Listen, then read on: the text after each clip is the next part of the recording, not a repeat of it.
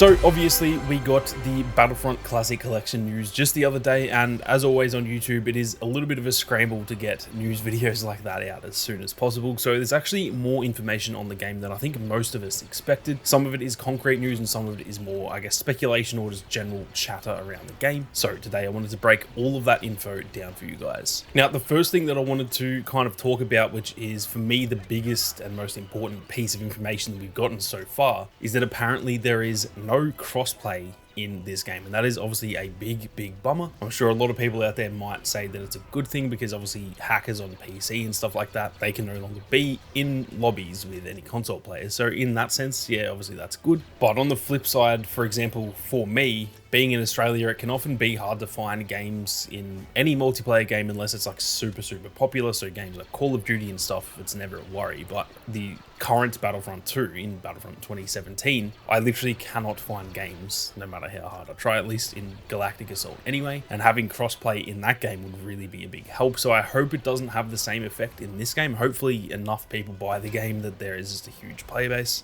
But I dare say this could, in the long run, come back to hurt this game a little bit, unfortunately. And on the other side of it too, there are a lot of friends who I want to play with who we don't necessarily have the same platform. There are a few friends who are going to be buying it on PC, and I originally wanted to buy it on Xbox, and now I'm going to buy it on PlayStation just so I can still play with some friends. But those PC friends, we still probably can't play together unless I potentially just buy the game on PC as well. And so that is obviously the downside to having no cross-platform, which is something that I think in this day and age that's almost a must. Now I understand this is a remaster of an old game, so I get it's a bit different with this one, but I really think cross-platform could have been a big win if they had to put it in the game. Now with that being said, I haven't seen any official word on this just yet. So most of this is all just speculation and what people are saying. There is no official word from Aspire Media who have come out and say, for example, there is no crossplay. That hasn't been said yet. So it is kind of all speculation, but that is just the assumption based on the fact that this is a remaster. It's not, you know, completely new systems and all that kind of thing. And therefore, generally those type of games aren't going to be implementing crossplay. That's generally just not how it goes. Aspire Media are pretty much just known for doing this. They kind of port and remaster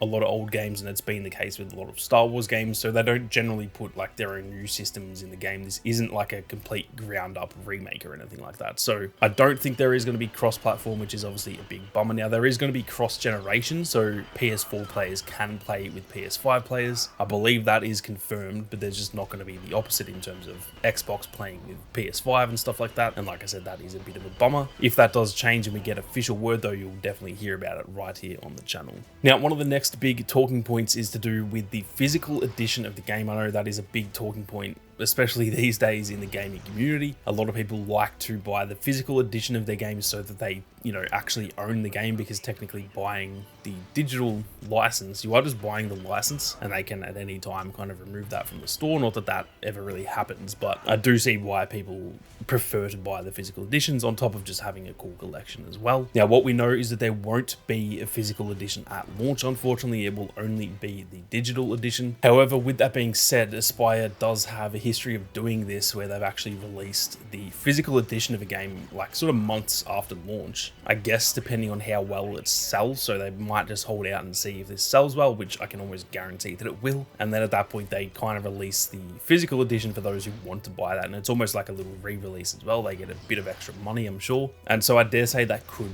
have the same effect with this game, where they do this a few months after launch. They have done this with the Heritage Pack for the Switch, which included a bunch of games that they've kind of done in the past, Republic Commando and KOTOR and all those sorts of things. They also did a physical copy of Just Republic Commando that was done through Limited Run, which is a company who often does like collector's editions and stuff. They did the collector's edition for Jedi Survivor. So I do think that there could be a physical edition, but like I said, it won't be there at launch, unfortunately. And what I will say too is that if you're only going to be buying the physical edition, I wouldn't count on it happening either. So if you just really want to play the game and you're going to wait for the physical edition, that could be a risk in that it may just never come. So that is obviously a bit of a downside to it, but let's just hope they do launch one after launch, because I know for myself I would definitely be picking that up. I'll probably get it on the Switch if they do that, because I do think that would be pretty cool to own like the physical edition of one of my favorite games of all time that I don't think I have my physical editions of anymore in terms of the originals. Now, before we go any further, guys, if you are interested in more Battlefront Classic Collection content and you are new to the channel, be sure to hit that subscribe button. There is so much more content on the way. I've got a video every other day until launch, and then after launch there's probably going to be the same if not more content than that. So be sure to hit that subscribe button so you don't miss out on any Battlefront content. Now, one of the other biggest talking points so far about this game has been to do with the price point. It is coming in at around $35 US. That is roughly the same in pounds, and then it's about $52 I think Australian. So a lot of people are sort of saying, why does this cost so much? The games themselves, the originals, cost about $5 each at most. You can probably get them on sale in other places for less than that, maybe $2 each and stuff like that. So people are kind of saying, why is this going to cost $35? And to an extent, I do understand that it is kind of pricey when, yeah, you can go buy the originals for that price, but I do think it is completely fair, the fact that it is going to be somewhat remastered. There is confirmation through the Xbox store that it will have 4K textures. It will be running at 60 frames per second. It is also just combining both games, so instead of only being able to play one at a time, you are technically able to play two games at the same time, which is pretty cool as well. And the most important part to this is the fact that it is fully multiplayer, and obviously you're kind of paying for that element alone, because if you go and buy the original Battlefronts right now, you're pretty much not going to be able to find lobbies, or at least not very regularly anyway. And so a big part of the price tag is mostly just to do with the online elements, just the fact that you are paying for a currently supported multiplayer shooter. Yes, it is old, but it is still,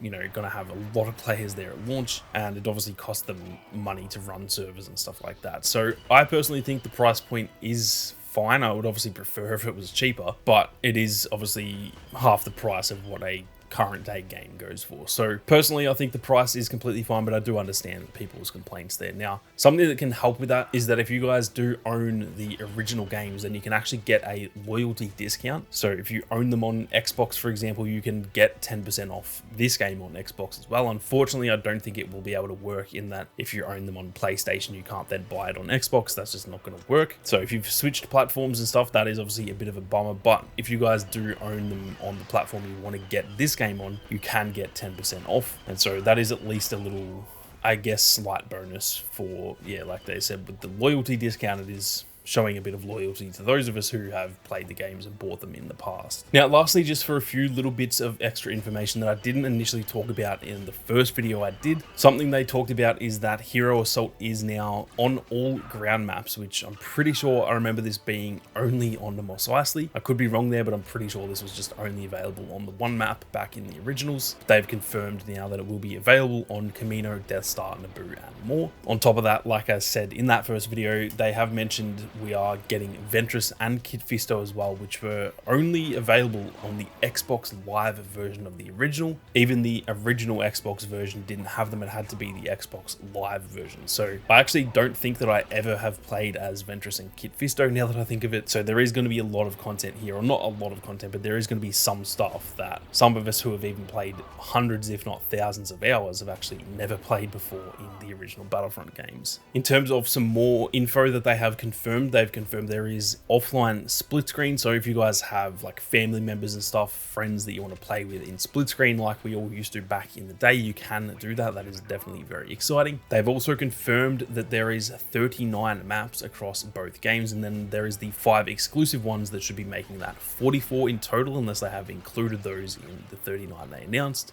Something else exciting that they've talked about is that there are confirmed to be trophies. Now, I can only confirm that I've seen that on the PlayStation blog, so I don't know for certain that that's going to be on the other platforms, but I'm going to assume if they put trophies on PlayStation, there will be achievements on Xbox and on Steam and stuff like that, probably for the Switch as well. So that is a bit exciting, and just the fact that we have some extra stuff to play for. There is some trophies for us to hunt, which is always more enjoyable than not having trophies. And lastly, something exciting is that the XL mode, which is essentially just a large scale mode where it wasn't actually available on the old consoles because they essentially couldn't handle it, that is now confirmed to be available on all platforms. Obviously, consoles and stuff these days are like 10 times more powerful than they were back when this game originally came out, or these games came out. And so yeah, the XL mode is confirmed to be now available everywhere rather than just on PC like it was back in the day. But anyway guys, that is pretty much it for all of the new information that they've sort of talked about, as well as just a bit of discussion that we've seen throughout the community. Like I said, be sure to keep your eyes peeled. There is so much more content on the way, and if you guys are new, be sure to hit that subscribe button so you don't miss out on any upcoming Battlefront Classic Collection content. But with that being said, thank you all very much for watching. You guys have a great day, and may the force be with you always.